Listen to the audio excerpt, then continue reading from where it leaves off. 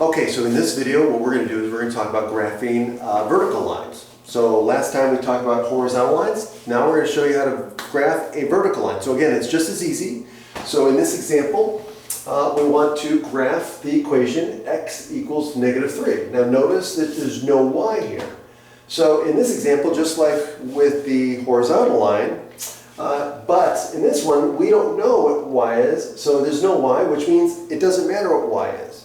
So in what this equation is saying is that no matter what value of y I choose, x is always going to be equal to -3. So if I was plotting this, I would just pick, it doesn't matter, I can pick any number along the y-axis. So I can pick 0, right? And so it's going to have a point there, or a -1. So let me just plot some points here.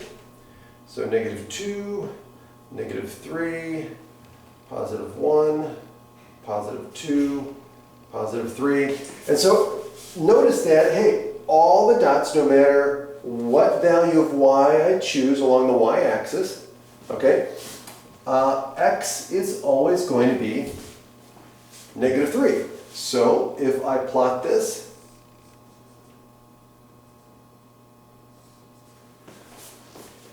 I get a vertical line. And so any equation that has x equals some value a, so for example, we can write this as x equals a, right? So any equation that gives you x equal to some constant, you're always going to have a vertical line. So let's summarize.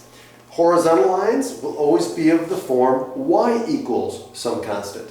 Vertical lines will always be of the form x equals some constant. And that's it. And so that's how you do it. Now, the domain and range. So again, similar to the horizontal line, but we're going to look at this as going to be flipped. So the domain in this case is only one number because all of the values of x that can be in this equation is -3. So the domain